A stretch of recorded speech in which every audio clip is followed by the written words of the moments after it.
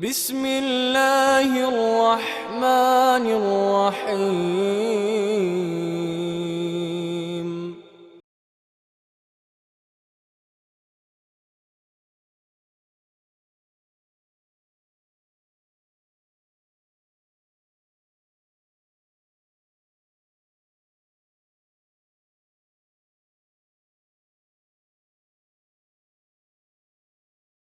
إن الحمد لله نحمده ونستعينه ونستغفره ونصلي عليه خير كله ونعوذ بالله من شرور أنفسنا ومن سيئات أعمالنا من يهده الله فلا مضل له ومن يضلله فلا هادي له وأشهد أن لا إله إلا الله وحده لا شريك له وأشهد أن محمدًا عبد الله ورسوله الذي بلغ الرسالة وأدى الأمانة ونصح الأمة وكشف بإذن ربه الغمة وتركنا على بيضاء ليلها كنهارها لا يزيغ عنها إلا هالك ونعوذ بالله من شرور أنفسنا ومن سيئات أعمالنا وأشهد أن محمدًا عبد الله ورسوله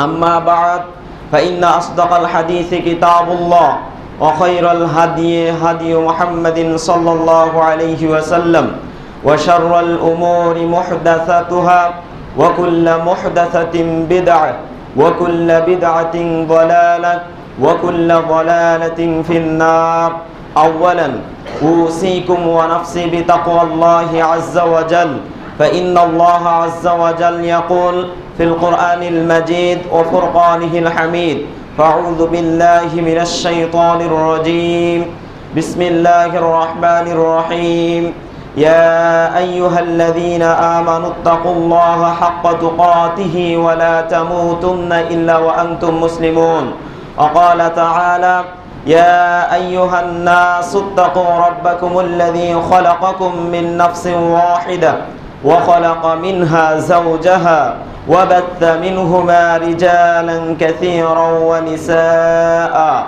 واتقوا الله الذي تساءلون به والأرحام إن الله كان عليكم رقيبا وقال تعالى يا أيها الذين آمنوا اتقوا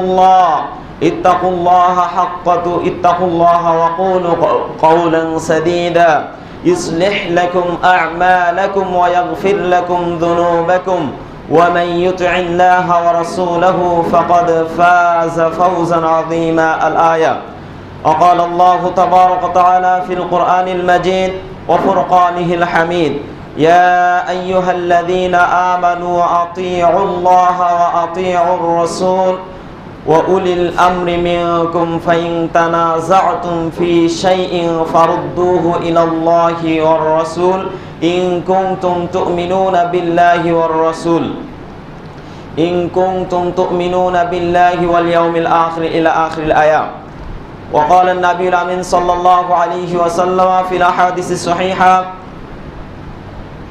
تركت فيكم أمرين لن تضلوا ما تمسكتم بهما كتاب الله ورسوله كتاب الله وسنة رسوله إلى آخر الحديث যাবতীয় প্রশংসা সুখ্যাতি সাধুবাদ স্তুতিবাদ মহান আল্লাহ রাব্বুল ইজ্জতের দরবারে যে মহান আল্লাহ রাব্বুল আলামিন আমাদেরকে এই জুমা মসজিদে সমবেত হওয়ার মতো সুযোগ ও তৌফিক দান করেছেন এজন্যই মহান আল্লাহ রাব্বুল আলামিনের শাহী দরবারে জানাই অগণিত সুজুদে শুকরিয়া সকলেই বলছি আলহামদুলিল্লাহ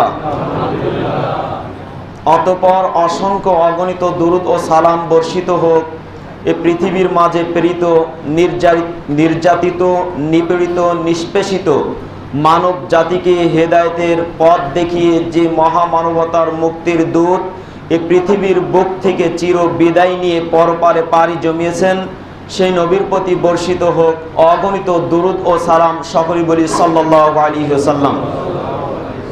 সম্মানিত সমবেত মুসল্লিয়ানে কেরাম, আজকের আলোচনায় আপনাদের সামনে কোরআন ও সহিহ সুন্নাহর ভিত্তিতে মন গড়া নীতির অনুসরণ বনাম মন গড়া নীতির অনুসরণ বনাম কোরআন ও সহিহ সুন্নাহর অনুসরণ এ সংক্রান্ত বিষয়ে গুরুত্বপূর্ণ এক তথ্যবহুল আলোচনা পেশ করার চেষ্টা করব ইনশাআল্লাহুল আজিজ। মন গড়া নীতি তথা মানুষের মন যা চায়, মন গড়া নীতি বলতে আপনার আমার সকলের মনে যা উদয় হয়, মন যেটাই করতে চায় এটার অনুসরণ অনুকরণ করা, এটাকে মন গড়া নীতি বা মনের পূজারি বা মনের ইত্তেবা করা, এটা কোরআন ও সহিহ সুন্নাহর সম্পূর্ণরূপে বিপরীত। তাই এ বিষয়ের শিরোনাম হিসেবে আমরা বলতে পারি মন গড়া নীতির অনুসরণ বা মনের পূজা বনাম কোরআন ও সহিহ সুন্নাহর অনুগামী হওয়া। তাই আসুন এ বিষয়ের আলোকে কোরআন ও সহিহ সুন্নাহর ভিত্তিতে গুরুত্বপূর্ণ তথ্যের ভিত্তিতে আপনাদের সামনে কিছু আলোচনা, কিছু পয়েন্ট নিয়ে শেয়ার করার চেষ্টা করব ইনশাআল্লাহুল আজিজ। প্রথমে আমরা জানব আজকের সমাজে মানুষ তার নিজের মনকে এমনভাবে রবের আসনে বসিয়েছেন যেখান থেকে বের হওয়া মানুষের পক্ষে খুবই কষ্টকর। মানুষ নিজের মনের ইত্তেবা থেকে বের হতে পারে না। এজন্য আল্লাহ রাব্বুল আলামিন কোরআনুল কারিমে 2 নম্বর সূরা আল বাকারা এর 124 নম্বর আয়াতে ব্যক্ত করেছেন স্বয়ং রাসূলুল্লাহ সাল্লাল্লাহু আলাইহি ওয়াসাল্লামকেও আল্লাহ রাব্বুল আলামিন মনের ইত্তেবা করা, নিজের কুপ্রবৃত্তি যা চায়, নিজের প্রবৃত্তি যা অনুসরণ করতে চায় তার অনুসরণ করা থেকে রাসূলকে পর্যন্ত নিষেধ করেছেন। আল্লাহ রাব্বুল আলামিন বলছেন ওয়ালান তারদা আনকাল ইয়াহুদু ওয়ালান নাসারা হাত্তা তাত্তাবিআ মিল্লাতাহুম ওয়ালা ইন ইত্তাবা'তা আহওয়াআহুম বা'দাল্লাযী জাআকা মিনাল ইলম মা লাকা মিনাল্লাহি মিন ওয়ালিয়্যিন ওয়ালা নাসীর। আল্লাহু আকবার। আল্লাহ রাব্বুল আলামিন এই পৃথিবীর মাঝে সবচেয়ে বড় মানুষ, সবচেয়ে বড় পণ্ডিত, সবচেয়ে বড় মহামানব, তাকে লক্ষ্য করে আল্লাহ রাব্বুল আলামিন ঐশী গ্রন্থ আল কোরআনুল কারিমে ব্যক্ত করে বলছেন, হে নবী, ওয়ালান তারদা, কখনোই সন্তুষ্টি হবে না, কখনোই তারা মনে প্রাণে মেনে নেবে না, আল ইয়াহুদু ওয়ালান নাসারা, ইহুদ সম্প্রদায় আর নাসারা সম্প্রদায়, এই দুই জাতি এরা আপনার প্রতি কখনোই সন্তুষ্টি হবে না, কখনোই তারা আপনার প্রতি রাজি খুশি হবে না। কতক্ষণ পর্যন্ত? হাত্তা তাত্তাবিআ মিল্লাতাহুম, যতক্ষণ পর্যন্ত না নবী আপনি তাদের অনুগামী না হবেন। তারা যেটা বলতে চায় যে আপনারটাও ঠিক আমাদেরটাও ঠিক, আপনি আমাদের দলে আসেন, তবে আপনারটাও আমরা কিছুদিন মানতে পারি আর আপনিও আমাদের কিছু অনুসরণ করেন। এভাবে তারা ততক্ষণ পর্যন্ত আপনার প্রতি তারা মনের তুষ্টি, তাদের মনে যেটা চায় এটা কখনোই তারা আপনাকে মনে প্রাণে মেনে নেবে না, যতক্ষণ পর্যন্ত না আপনি তাদের ধর্মের কিছু গুণগান, কিছু প্রশংসা, কিছু আপনি তাদের ব্যাপারে এই সমাজের বুকে মানুষকে হাদিয়া তোহফা হিসেবে তাদের এই ধর্মের ব্যাপারে যদি কিছু না বলেন।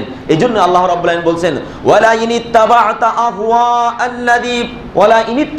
আহওয়াআহুম বা'দাল্লাযী জাআকা মিনাল ইলম, হে নবী আপনি যদি আপনার কাছে সত্য স্পষ্ট হওয়ার পরেও তাদের এই প্রবৃত্তি মেনে নেন, তাদের এই মনের চাহিদা অনুপাতে তাদের ধর্মের অনুসরণ করেন, তবে আপনি জেনে রাখেন মা লাকা মিনাল্লাহি মিন ওয়ালিয়্যিন ওয়ালা নাসীর, তাহলে আল্লাহর বিপরীতে আপনার পক্ষে সাহায্য করার জন্য কোনো সাহায্যকারী এবং কোনো বন্ধু থাকবে না।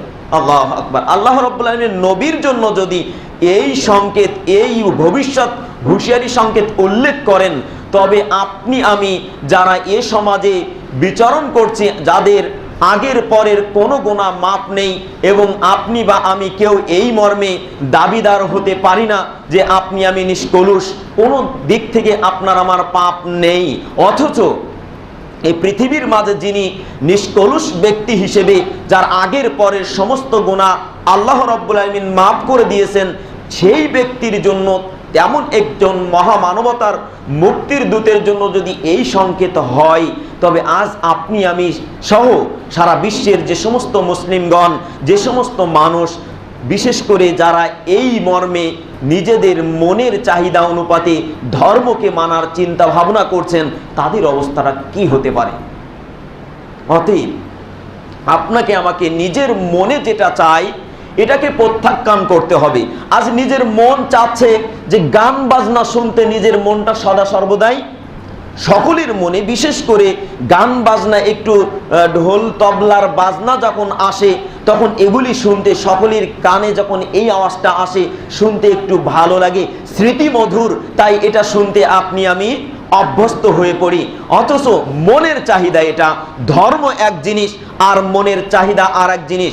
ধর্ম এক জিনিস আর মানুষের কামনা বাসনা আর এক জিনিস।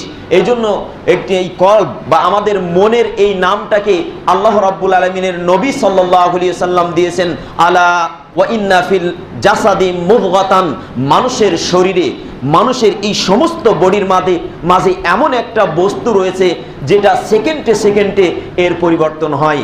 মানুষের মাঝে, এই অন্তরের মাঝে, মানুষের এই সমস্ত শরীরের মাঝে এমন একটা জন্তু, এমন একটা বস্তু আল্লাহ রাব্বুল আলামিন সেট করেছেন, যে এখন এই মুহূর্তে যদি একটা জিনিসের দৃঢ়ভাবে ধারণ করার ইচ্ছা করে, পরক্ষণে এখান থেকে বের হওয়ার পরেই সেটা আবার পরিবর্তন হয়।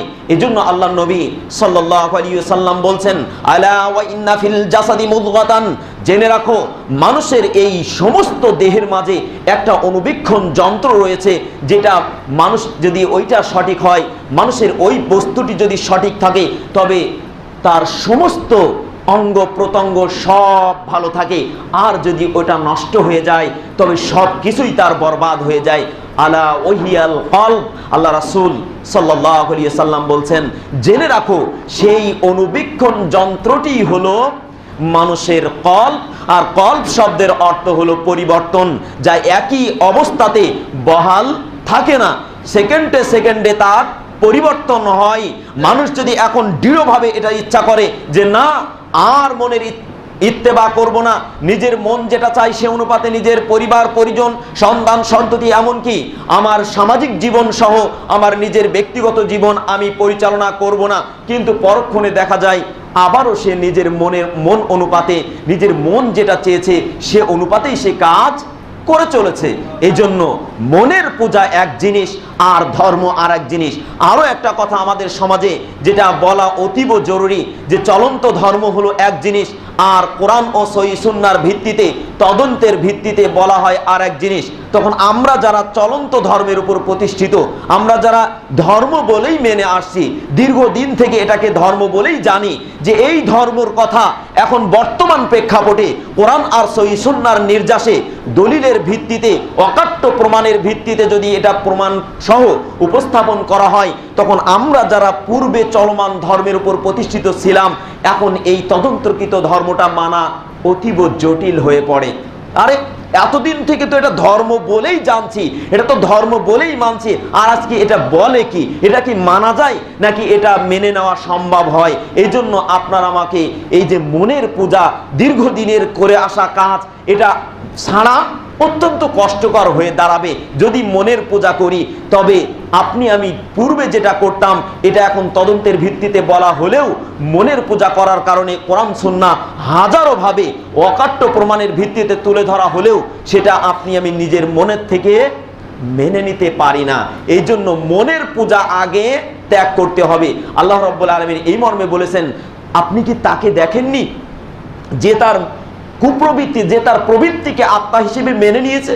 আপনি কি এমন ব্যক্তিকে লক্ষ্য করেননি? সূরা আল জাসিয়াতে আল্লাহ রাব্বুল আলামিন এই আয়াত উল্লেখ করেছেন, আফারাইতা, আপনি কি দেখেননি সেই ব্যক্তিকে যে মানিত্তাখাযা ইলাহাহু হাওয়াহু, যে তার রব হিসেবে, প্রতিপালক হিসেবে, রিজিকদাতা, লালনকর্তা, পালনকর্তা এবং ইবাদতের যোগ্য মনে করে নিয়েছে তার এই প্রবৃত্তিকে? এমন ব্যক্তিকে আপনি দেখেননি? আফা মানিত্তাখাযা ইলাহাহু হাওয়াহু, ওই ব্যক্তিকে আপনি কি দেখেননি যে তার প্রবৃত্তিকে, যে তার মনকে রব বলে স্বীকৃতি প্রদান করেছে? এমন ব্যক্তিকে কি আপনি লক্ষ্য করেননি? আল্লাহু আকবার। তার মানে এখানে আল্লাহ রাব্বুল আলামিন বুঝাতে চাচ্ছেন, যারা মনের পূজা করে তারা এক দৃষ্টিকোণ থেকে মহান আল্লাহর সাথে শিরক করেন। যারা মনের পূজা করেন তারা আল্লাহর সাথে শিরক করেন, কারণ তারা এই মনটাকে আল্লাহর আসনে বসিয়ে দিয়েছেন। মনটাকে আল্লাহর আসনে যারা বসিয়েছেন তারা শিরককারী। এই মর্মে আল্লাহ রাব্বুল আলামিন আয়াত উল্লেখ করেছেন সূরা আল জাসিয়াতে, যে ওই ব্যক্তি যে তার আত্মাকে রব হিসেবে গ্রহণ করেছে, এই ব্যক্তির ব্যাপারে আপনি কি মনে করেন? এই জন্য মনের পূজা আপনাকে আমাকে এ সমাজের বুক থেকে ত্যাগ করতে হবে। মনের পূজা বড়ই জটিল জিনিস, মনের পূজা ছাড়া বড় কঠিন জিনিস, কারণ এটা মানুষ ত্যাগ করতে পারে না, অতি সহজেই এটা থেকে বেরিয়ে আসা যায় না। মন মেনে নিতে চাইবে না, কিন্তু মনকে মনের পূজারি থেকে বের করার জন্য কোরআন আর হাদিস হাতে নিন। মনকে মনের পূজারি থেকে মুক্ত করার জন্য কোরআন আর সহিহ সুন্নাহ আজ যদি মুসলিম উম্মাহ হাতে নিত, আজকে মুসলিম সমাজের সবচেয়ে বড় যেটা রোগ সেটা হলো মুসলিম সমাজের মুসলিম উম্মাহ, মুসলিম নর নারী তারা কোরআন আর সুন্নাহ হাতে নিতে রাজি নয়। হাজারো গল্পের বই পড়ে শেষ করে দিতে জানি, হাজারো গল্পের বই ছেড়ে পড়ে আপনি আমি ছেড়ে ওই গল্পের বইটা পড়ে এপাশ মানে প্রথম থেকে নিয়ে শেষ পর্যন্ত একটা পৃষ্ঠাও বাকি রাখি না। পড়তে মজা লাগে, আত্মতৃপ্তি পাই, মনের খোরাক পাই, মনের চাহিদা মেটে, মনের আশা আকাঙ্ক্ষা পূরণ হয়। কত সুন্দরভাবে গল্পের বইটা না লেখা হয়েছে, এটা পড়তে ভালো লাগে। অথচ আল্লাহ রাব্বুল আলামিন যে গাইড বুক আপনার আমার জন্য পৃথিবীতে এবং পরকালে পাথেয় হিসেবে আল্লাহ রাব্বুল আলামিন দিয়েছেন, সেই গাইড বুকটা কোনোদিন খুলেও দেখি না। সেই গাইড বুকটা খুলে দেখি বটে, তবে অন্ধের মতো বুঝি না। আলহামদুলিল্লাহি রাব্বিল আলামিন আর রহমানির রহিম, এই অর্থটা কোন রকম আমরা আপনি জানি, কিন্তু এর ছাড়াও যে আল্লাহ রাব্বুল আলামিন কোরআনুল কারিমে অসংখ্য অগণিত মানব জাতির সার্বিক দিক নির্দেশনা, মানব জাতি কিভাবে চলাচল করবে, কিভাবে তার ব্যক্তিগত জীবন পরিচালনা করবে, তার সামাজিক জীবন, পারিবারিক জীবন, রাষ্ট্রীয় জীবন, আধ্যাত্মিক জীবন, এক কথায় সার্বিক জীবনকে সে কিভাবে পরিচালনা করবে, সব কিছুই আল্লাহ রাব্বুল আলামিন কোরআনুল কারিমে দিয়েছেন। সেই গাইড বুকটা নিয়ে পড়তে আত্মতৃপ্তি পাই না, সেই গাইড বুক পড়ার ক্ষেত্রে মনের খোরাক খুঁজে পাই না। তাহলে বলেন, মনের পূজার সাথে এই আপনার আমার কোরআন সুন্নাহর সম্পূর্ণ সাংঘর্ষিক কিনা? এই জন্য মনের পূজা থেকে বেরিয়ে আসা বড়ই দুর্লভ বিষয়। এখান থেকে বেরিয়ে আসতে হলে মুসলিম উম্মাকে প্রথম পর্যায়ে যে বিষয়টি হাতে নিতে হবে সেটা হলো মহান আল্লাহর নাজিলকৃত ঐশী গ্রন্থ আল কোরআনুল কারিম। এটা যদি হাতে নিয়ে আপনি আমি গবেষণামূলক পড়তে পারি, কারণ আল্লাহ রাব্বুল আলামিন বলছেন আফালা ইয়াতাদাব্বারুনাল কুরআনা, তারা কি কোরআন নিয়ে গবেষণা করে না? আজ মুসলিম উম্মার মাঝে বহু মানুষ আছেন যারা মনে করেন যে এই যে কোরআনুল কারিম গবেষণা করে বিধর্মী, বিজাতীয় সভ্যতা, বিজাতীয় যারা মিশনারি, তারা দিনের পর দিন এই কোরআন গবেষণা করে মুসলমানদেরকে, এক সময় ছিল যে মুসলমানরা কোরআন হাদিস হাতে নিয়ে তারাই গবেষণা করে বিভিন্ন বিষয়বস্তু, বিভিন্ন নতুন নিত্য নতুন আবিষ্কার তারা করতেন, কিন্তু মুসলমান সমাজ, মুসলিম মিল্লা আজ এই কোরআনের মাঝে তাদের গবেষণা নেই, কোরআন নিয়ে তাদের চিন্তা ফিকির নেই, আছে শুধু ইংরেজি বই নিয়ে, আছে শুধু আপনার গল্পের বই নিয়ে। কিভাবে নিজেকে পার্থিব জীবনে পরিচালনা করা যায়, কিভাবে দুই হাত দিয়ে অর্থ ইনকাম করা যায়, এই চিন্তায় মুসলিম উম্মাহ কোরআন আর সুন্নাহ ছেড়ে দিয়েছে। তারা বিভিন্ন এই দুনিয়াবি মানে পাঠ পঠনে আজ ব্যস্ত, অথচ কোরআন সুন্নায় আল্লাহ রাব্বুল আলামিন মুসলিম জাতির জন্য সার্বিক বিষয়ের দিক নির্দেশনা দিয়েছেন, যা এক সময়ে এই মুসলিম মিল্লাত অর্জন করতে সক্ষম হয়েছিলেন, হননি। আজ থেকে তাকান্ত, আজ থেকে নিয়ে 1450 বছর পূর্বে রাসূলুল্লাহ সাল্লাল্লাহু আলাইহি ওয়াসাল্লামের জীবদ্দশায়, তার পরবর্তীতে সাহাবায়ে কেরাম, খোলাফায়ে রাশিদিন এবং তারও পরবর্তীতে তাবে তাবিঈন ইদম, তারা সোনালী সমাজে বসবাস করে সোনার সমাজ উপহার দিতে পারেননি, পেরেছেন। তাদের মাঝে কোরআন নিয়ে গবেষণা ছিল। এমনকি আল মাবাহিস ফি উলুমিল কোরআন একটা সাবজেক্ট, যে উলুমুল কোরআন সংক্রান্ত বিষয়ের একটা, যেটা উলুমুল কোরআন বলতে আমরা বুঝতে পারি যে কোরআনের মানে সার্বিক একটা কানুন, কোরআনের একটা নিয়মাবলী, সেখানে উল্লেখ করা হয়েছে। একটি হাদিস নিয়ে আসা হয়েছে আব্দুর রহমান বিন আউফ রাদিয়াল্লাহু তাআলা আনহু থেকে। তিনি বলছেন, আমরা হাদ্দাসানাল্লাযীনা ইয়াকরাউনাল কুরআনা, আমাদের মাঝে যারা ছিলেন, যারা কোরআন পাঠ করতেন, তারা ততক্ষণ পর্যন্ত কোরআন তেলাওয়াত করতেন, আল্লাহর নবীর কাছে আমরা 10টা আয়াত শিক্ষা করতাম। শিক্ষা করার পর লাম ইউজাবিজুহা, ওই 10টা আয়াত আমরা পার করে দিয়ে চলে যেতাম না, হাত্তা না'লামু মা ফিহা, যতক্ষণ পর্যন্ত না আমরা জানতে পারতাম এই 10টা আয়াতের মূল রহস্য কি, এখানে আল্লাহ কি বলতে চেয়েছেন, এখানে আল্লাহ কি বোঝাতে চেয়েছেন, এটা যতক্ষণ পর্যন্ত না জানতাম এবং সে অনুপাতে নিজের জীবনকে, নিজের মনকে অনুগামী করতে না পারতাম, ততক্ষণ পর্যন্ত আমরা সামনের দিকে আগাতাম না। আজ মুসলিম উম্মাহ দেখেন, মনের সাথে এমনভাবে আপনার আমার ইত্তেবা, মানে এমনভাবে মনকে ধারণ করেছি যে আমাদের এদিকে কোনো চিন্তা ফিকির নেই। তাই আমাদের সমাজের এক শ্রেণী মানুষের ধারণা যে মুসলমানদের কোরআন আজ মুসলমানদের ঘাড়ি চাপিয়ে দেওয়া হচ্ছে। কিভাবে? বিজাতীয় সভ্যতা কোরআন নিয়ে গবেষণা করে কিন্তু তার প্রতি তার ঈমান নেই। মুসলমানদের কোরআন নিয়ে বিজাতীয় সভ্যতা গবেষণা করে বিভিন্ন নিত্য নতুন আবিষ্কার বের করছে। তাই এখন বিজাতীয় মিশনারিদের অনুগামী হয়ে এক শ্রেণীর মানুষ তারাও বলছে এই জিনিস তো মুসলমানরা আবিষ্কার করতে পারেনি, এটা তো বিজাতীয়দের আবিষ্কার, তাহলে মুসলমানরা কি করে? অথচ মুসলমানদের কোরআন নিয়ে, মুসলমানদের হাতিয়ার দিয়েই মুসলমানদেরকে ঘায়েল করার চেষ্টা করছে। আজ মুসলিম উম্মাহ কোরআন নিয়ে গবেষণা নিয়ে, আমি যেটা বোঝাতে চাচ্ছি যে মনের পূজা করলে কোরআন আর সহিহ সুন্নাহ আপনার আমার মন থেকে বিলীন হয়ে যাবে। মনের পূজা যদি আমরা কেউ করি, মনকে যদি রবের আসনে বসাই, তবে কোরআন আর সহিহ সুন্নাহ ওখান থেকে বিতাড়িত হবে, এটাই স্বাভাবিক। এজন্য মনের পূজা করা যাবে না। আপনারা জানেন যে মাখজুমি গোত্রের একজন মহিলা যে চুরি করেছিলেন, মাখজুমি গোত্রের এক মহিলা চুরি করেছিল। মনের পূজা যদি করা যেত তবে রাসূলুল্লাহ সাল্লাল্লাহু আলাইহি ওয়াসাল্লাম তাদের মন অনুপাতেই ফায়সালা দিতেন। তো মাখজুমি গোত্রের মহিলা চুরি করার কারণে, হাদিসটি পাবেন বুখারীতে, রাসূলুল্লাহ সাল্লাল্লাহু আলাইহি ওয়াসাল্লামের সমসাময়িক যুগের ঘটনা। আল্লাহর নবী জীবদ্দশায় এই মহিলা চুরি করলেন। চুরি করার পর এই মাখজুমি গোত্র তারা অত্যন্ত পেরেশানিতে পড়ে গেল যে কি ব্যাপার, আমাদের মান সম্মান সব ধূলিসাৎ হয়ে যাবে, আর যদি এই নারীর বিচার হাত কাটা হয় তবে আমাদের সব শেষ। মনের পূজা যদি করা যেত তবে রাসূলুল্লাহ সাল্লাল্লাহু আলাইহি ওয়াসাল্লাম দীপ্ত কণ্ঠে, বলিষ্ঠ কণ্ঠস্বরে এই কথার ঘোষণা দিতেন না যে লাউ আন্না ফাতেমাতা বিনতা মুহাম্মাদিন, যে মুহাম্মাদের বেটি ফাতেমাও যদি চুরি করত, সারাকাত যদি চুরি করত, লা কাতাতু ইয়াদাহুমা, তবে অবশ্যই আমি রাসূল তার 2 হাত কেটে দিতাম। আল্লাহু আকবার। যদি মনের পূজা করা যেত, মনের পূজা যদি মানুষ মানত, তবে রাসূলুল্লাহ সাল্লাল্লাহু আলাইহি ওয়াসাল্লাম এ কথা বলিষ্ঠভাবে ঘোষণা দিতেন না। সেই মাখজুমি গোত্রের মহিলার হাত কাটা হয়েছিল, তাদের মন মতো ফয়সালা দেননি, তাদের মন চাচ্ছিল নবী যেন তাদের অনুগামী হয়ে তাদের মত মতো ফতোয়া দেন। আমাদের সমাজে মনের চাহিদা মোতাবেক ফতোয়া দেওয়ার মানুষও বহুল অংশে পরিলক্ষিত আছে না? বহু মানুষ এক সময় ছিল, আব্দুল্লাহ ইবনে উবাই ইবনে সুলুলের উত্তরসূরি যারা ছিল, তারাও এই রাজা বাদশাদের রাজি খুশি করানোর জন্য রাজার নামে, বাদশার নামে বিভিন্ন মানে উস্কানিমূলক কথা বলে রাজাকে প্রলুব্ধ করত।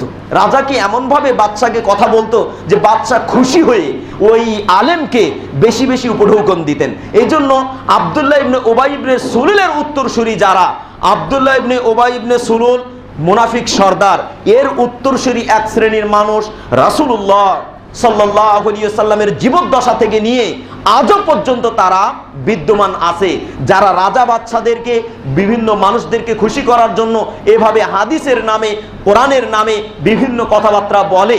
তো আসুন, যারা রাজা বাদশাদের খুশির জন্য কথা বলে তাদের ব্যাপারে সতর্ক থাকার জন্যই সাহাবায়ে কেরাম এবং তার পরবর্তী প্রজন্ম তাবেঈনে ইযম যে কথাটি বলেছেন যে সাহাবায়ে কেরাম যখন ছিলেন তখন তাদের মাঝে হাদিস নিয়ে কোনো দ্বন্দ্ব ছিল না।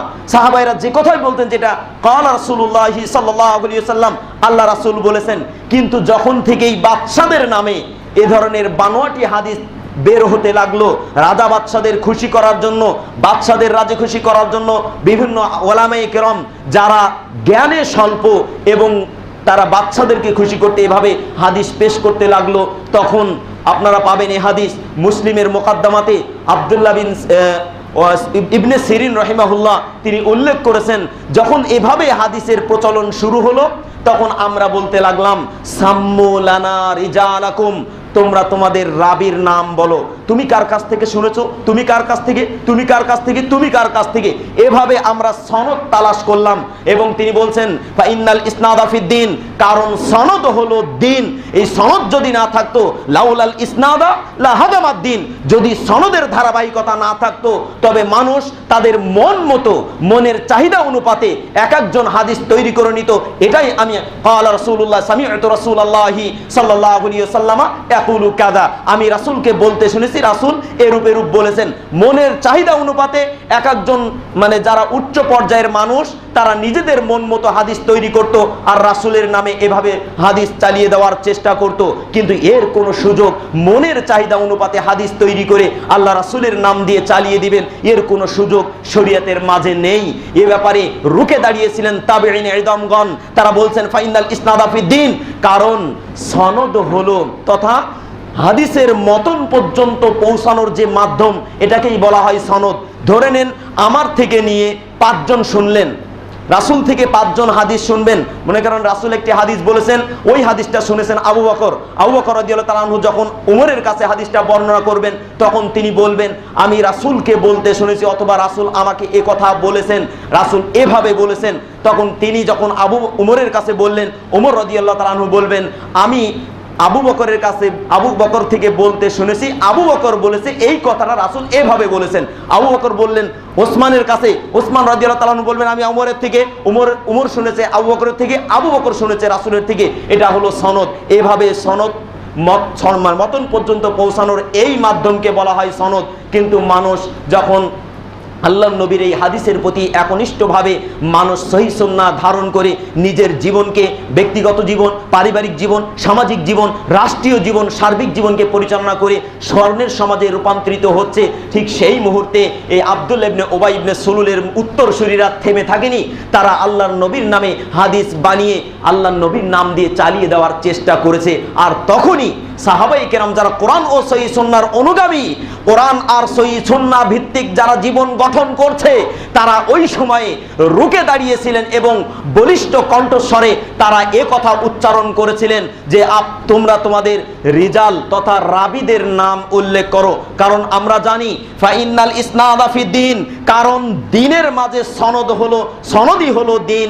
যে লাউলাল ইসনাদা, যদি সনদ না থাকতো তবে লাহাদামাদ দিন, তাহলে দিন ধ্বংস হয়ে যেত, দিন বিলীন হয়ে যেত।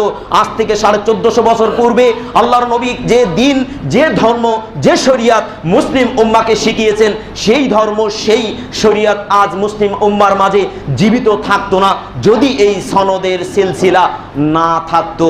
তাই আসুন, মনের পূজা এটা খুবই কঠিন জিনিস। মনের পূজা থেকে বেরিয়ে আসতে হবে, কারণ মনের পূজা করতে গেলে নবীর নামে মিথ্যা কথা বলা যায়। মনের পূজা করতে গেলে নবীর নামে মিথ্যা বলতেও মানুষ কণ্ঠিত বোধ করবে না। এজন্য মনের পূজা বড়ই কঠিন জিনিস। এমনকি আমি পূর্বেই বলেছি যে আল্লাহর সাথে শিরক করলে যে গুনাহ, এটা শিরকের নামান্তর। অর্থাৎ শিরক আল্লাহর সাথে সরাসরি শিরক করা আর নিজের মনকে ইলার আসনে বসিয়ে দেওয়া, এটা বড় ধরনের শিরক। কারণ এই শিরকের সাথে লিপ্ত হয়ে আপনি আমি যে কোনো কাজ করতে পারবো, আপনি বাধা চিত্তে, কোনো প্রকার বাধা বিপত্তি ছাড়াই মন চাইছে ব্যাস এটাই শরীয়ত। জি না, এটা মুসলিমার জন্য এটা আদৌ উচিত নয় যে মন যা চাইবে সে অনুপাতেই আপনি আপনার শরীয়তকে মানবেন। এটা শরীয়তের ভিত্তি নয়, বরং মনের যেটা চাই ওটার বিরোধিতা করাই হলো শরীয়ত। মন যেটা চায় ওটার বিরোধিতা করে কোরআন সুন্নাহর বাস্তবায়ন করা, এটাই হলো শরীয়ত। কারণ মনের পূজা যদি করা যেত তবে সাহাবায়ে কেরাম আর স্বর্ণের মানুষে রূপান্তরিত হতে পারতেন না। মনের পূজা করা গেলে সাহাবায়ে কেরাম রাসূলের কথাগুলিকে নিজেদের মনের সাথে বেমিল হওয়ার কারণে, অ্যাডজাস্ট না হওয়ার কারণে আল্লাহ নবী বললেন তুমি যে এই কাজটা করছো এটা সঠিক নয়, এটা এভাবে করা দরকার, তাহলে সাহাবায়ে কেরাম ওই কথাটা মানতে পারতেন না। আর আপনার আমার সমাজে বহু মানুষ, আজ সমাজে দেখা যায় কিছু কিছু মানুষ, বহু মানুষ না বলে আমরা কিছু কিছু বলি। যেমন ইমাম বুখারী রাহিমাহুল্লাহ বলছেন, কারো সমালোচনা করতে যে ইমাম বুখারী রাহিমাহুল্লাহ স্বয়ং বলছেন কি ক্বালা বা'দুন নাস। দেখবেন বুখারীতে একটা ইবারত আছে, ইমাম বুখারী রাহিমাহুল্লাহ কারো সমালোচনা করেছেন, সেখানে তিনি উল্লেখ করেছেন ক্বালা বা'দুন নাস, কতিপয় মানুষ বলে। ঠিক তেমনিভাবে কিছু কিছু মানুষের মাঝে এই নীতিটা প্রচলিত রয়েছে যে মনের চাহিদা অনুপাতে হাদিস তৈরি করলাম বা মনের চাহিদা অনুপাতে একটা দোয়া শিখালাম, আর এই দোয়াটা বললাম অমুক কিতাবে আছে। অমুক কিতাব তো নয়, কিতাবে আছে। সাধারণ জনগণ কিতাব বলতে সাধারণত বোঝে আপনার আল্লাহর ঐশী গ্রন্থ আল কোরআনুল কারীম, সহিহুল বুখারী, সহিহু মুসলিম। এই যে মুসলিম আর এগুলোই সাধারণত সাধারণ আম পাবলিক বা যারা সাধারণ জনগণ এরা এটাই বুঝে থাকে। কিতাব বলতে আল্লাহর কোরআনুল কারীম আর সহিহুল বুখারী এবং মুসলিম শরীফ, এই তিনটি কিতাব সাধারণত বুঝে থাকে। এখন কিতাবে আছে বললেই ব্যাস, আর কোনো কথা নেই, আমরা আর তদন্তের দিকে যাই না। কিন্তু এই যে আল্লাহর নবীর নাম দিয়ে একটা কথা চালিয়ে দেওয়া হচ্ছে, যিনি চালাচ্ছেন তার ব্যাপারে আল্লাহর নবীর ভবিষ্যৎবাণী বুখারী শরীফের 21 নম্বর পৃষ্ঠার 19 নম্বর লাইনে একটা হাদিস আল্লাহর নবী থেকে উল্লেখ করা হয়েছে। আল্লাহর নবীর সাহাবীগণ উল্লেখ করেছেন, সাহাবাই কেরাম বলছেন আল্লাহর নবী বলেছেন, মাই ইয়াকুল আলাইয়া মুতাআম্মিদান মাই ইয়াকুল আলাইয়া মা লাম আকুল আলাইহি ফালিয়াতাবাওয়া মাকআদাহু মিনান নার।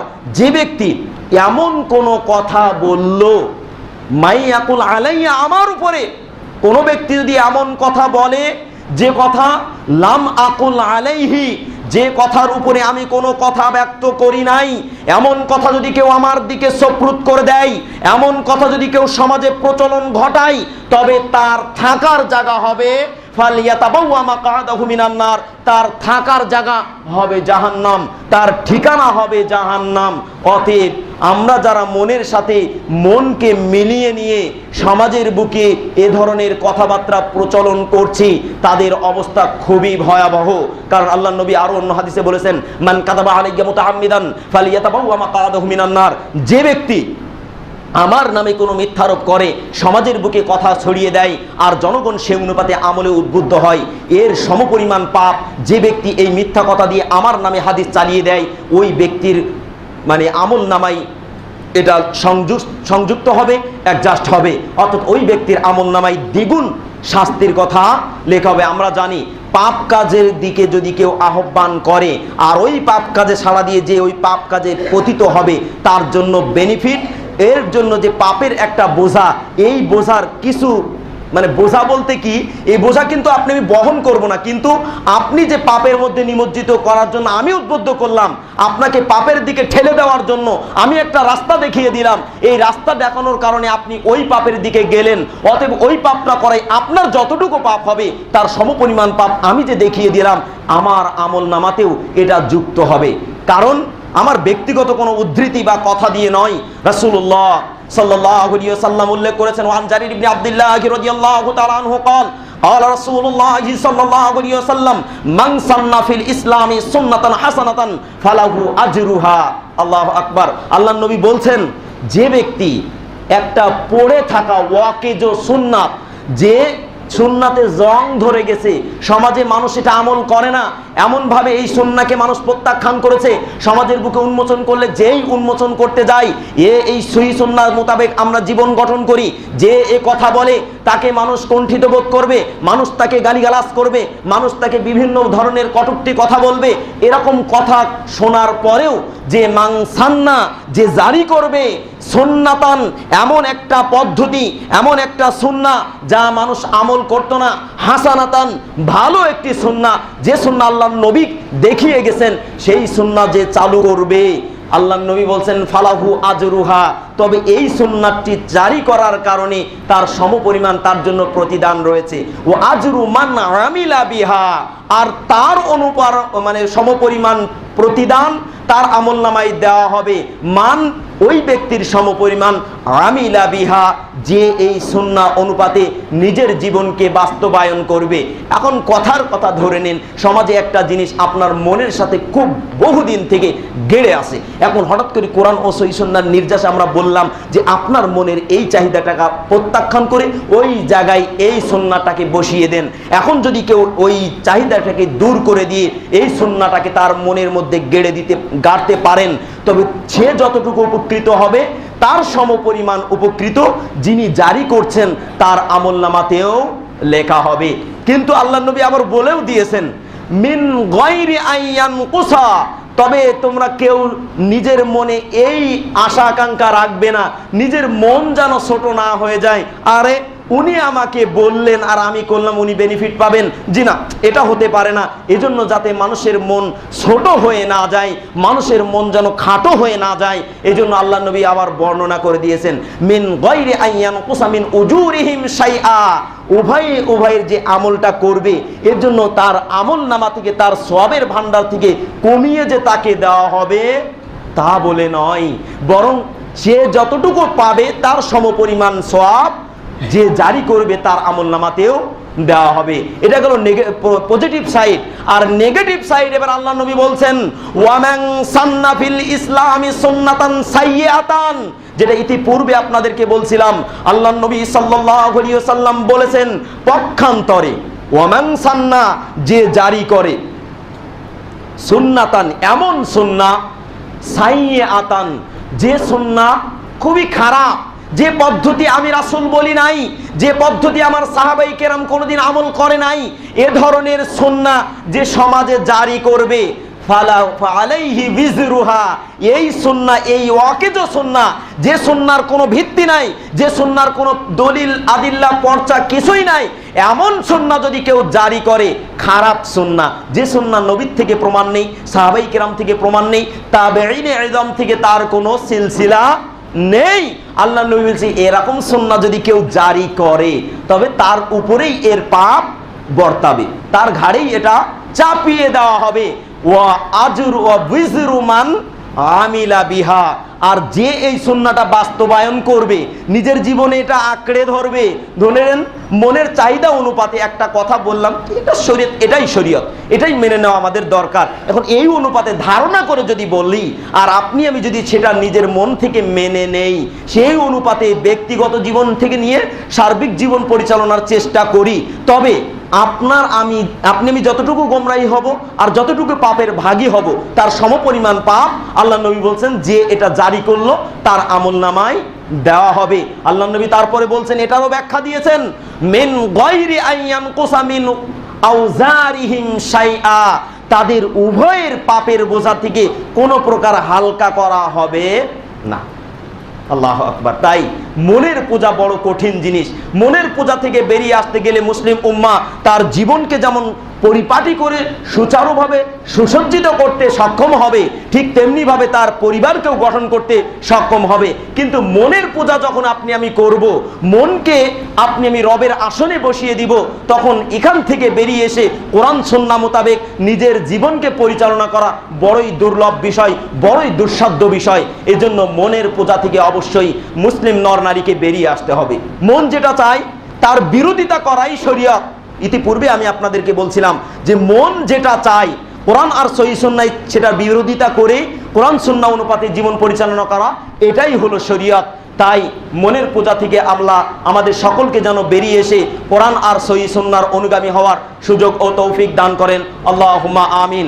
আজ এই সংক্ষিপ্ত পরিসরে আনপ্রস্তুতি হিসাবে যতটুকু আলোচনা পেশ করলাম, রব্বুল আলামিন আমাদের সকলকে যেন নিজের মনের যেটা চাই, কারণ ইত্তেবাউল হাওয়া এটা অত্যন্ত মারাত্মক ও জটিলতম অপরাধ। ইত্তেবাউল হাওয়া যে কুপ্রবৃত্তির অনুসরণ করা, আমি আপনাদের বললাম এটা শিরকের সাথে হুবহু মিল। আল্লাহর সাথে শিরক করলে যে পাপ হয়, রব একজন রব থাকা সত্ত্বেও আরেকজন রবকে, একজন মালিক থাকা সত্ত্বেও, যেমনি ভাবে এখানে একটা এক্সাম্পল বা দৃষ্টান্ত আমরা পেশ করতে পারি, আপনার স্ত্রীর স্বত্বাধিকারী একমাত্র আপনিই, আপনার স্ত্রীর সার্বিক জীব মানে তার সমস্ত শরীরের স্বত্বাধিকারী একমাত্র আপনি।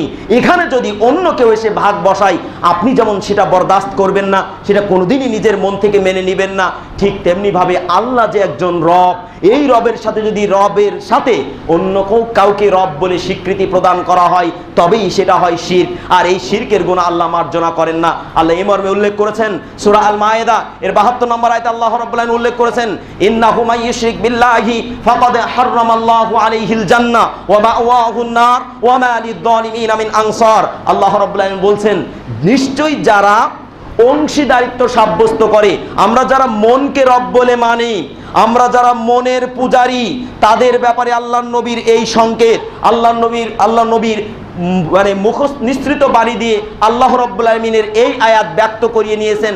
আল্লাহর নবী সাহাবাই কেরামের মাঝে এই আয়াত ব্যক্ত করে শুনিয়ে দিয়েছেন। আল্লাহ রাব্বুল আলামিন বলেছেন, ইন্নাহু মাই ইশরিক বিল্লাহি ফাকাদ হারামাল্লাহু আলাইহিল জান্নাহ, যে আল্লাহর সাথে অংশীদারিত্ব সাব্যস্ত করে আল্লাহ তার জন্য জান্নাতকে চিরতরে হারাম করে দেন। নাউযুবিল্লাহি মিন যালিক। তাহলে শিরক যে ব্যক্তি করে সেই ব্যক্তি আর মুশরিক ব্যক্তি সমপর্যায়ের। সূরা ইউসুফের 106 নম্বর আয়াতে আল্লাহ রাব্বুল আলামিন উল্লেখ করেছেন যে ওমা ইউমিনু আকসারুহুম ইল্লা ওহুম মুশরিকুন, তাদের অধিকাংশ ঈমান আনা সত্ত্বেও হলো মুশরিক। আমরা যারা মুসলিম বলে দাবিদার, আমরা মনে করছি যে আমরা তো শরিয়াতই মানি, ধর্মই তো মানি, ধর্ম ছাড়া তো কিছুই নয়, আমরা তো ধর্ম মেনেই চলছি, ইসলামী শরিয়ত মোতাবেক নিজের জীবনকে পরিচালনা করছি। কিন্তু ওই মুসলিম তার এই যে মন যেটা চেয়েছে এটাই মেনে চলেছে, এটা কিন্তু সে বুঝতে পারছে না, কারণ সে কিন্তু চলন্ত ধর্মের উপরে প্রতিষ্ঠিত, সে কিন্তু তদন্ত ছাড়াই মানে। তদন্ত না করে মানার কারণেই আপনি যেটাকে শরিয়ত মনে করছেন কোরআন আর সুন্নাহর ভিত্তিতে সেটা শরিয়ত নয়। এজন্য আল্লাহ রাব্বুল আলামিন আপনাকে আমাকে মনের পূজারি থেকে বেরিয়ে আসতে বলেছেন, কারণ মনের পূজারি থেকে বেরিয়ে না আসলে শিরক হয়, আর শিরক হলে জাহান্নামী হতে হবে। কারণ আল্লাহ রাব্বুল আলামিন যে আয়াত বলছিলাম যে ইন্নাহু মাই ইশরিক বিল্লাহি ফাকাদ হারামাল্লাহু আলাইহিল জান্নাহ ওয়া মাওয়াহুন নার, জান্নাত তো আল্লাহ হারাম করে দিলেন, তাহলে থাকার তো একটা জায়গার দরকার। তাই আল্লাহ বলছেন ওয়া মাওয়াহুন নার, তাদের আবাসস্থল হবে, তাদের ঠিকানা হবে জাহান্নাম। ওয়া মা লিয-যালিমিনা মিন আনসার, আর এই অত্যাচারী সম্প্রদায়ের জন্য কোনো সাহায্যকারী থাকবে না। যারা শিরক করে, একজনের হক অন্যজনকে দেয়, এদের চেয়ে বড় জালেম আর কেউ নয়। আল্লাহর হক যখন আপনি নিজের মনকে দিলেন, আপনি নিজেই একজন অত্যাচারী।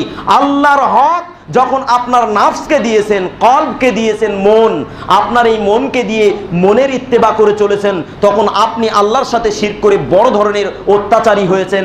অতএব এই অত্যাচারীর ব্যাপারে আল্লাহ রাব্বুল আলামিনের চূড়ান্ত ফায়সালা হলো সে তার থাকার জায়গা হবে জাহান্নাম, আর জান্নাত তার জন্য হারাম। অতএব আমরা যারা নিজেদের মনের ইত্তেবা করে থাকি, আল্লাহ রাব্বুল আলামিন আমাদের সকলকেই মনের ইত্তেবা করা থেকে বেরিয়ে এসে কোরআন আর সহিহ সুন্নাহ ভিত্তিক নিজের ব্যক্তিগত জীবন, পারিবারিক জীবন, সামাজিক জীবন, এমনকি সার্বিক জীবন পরিচালনা করার জন্য আল্লাহ আমাদের তৌফিক দান করেন। আল্লাহুম্মা আমিন। আকুলু কওলি হাযা আস্তাগফিরুল্লাহ লি ওয়া লাকুম ওয়া লিসাইরিল মুসলিমিন ফাস্তাগফিরুহু ইন্নাহু হুয়াত তাওয়াবুর রহিম ওয়া আখিরু দাওয়ানা আলহামদুলিল্লাহি রাব্বিল আলামিন। বারাকাল্লাহু লানা।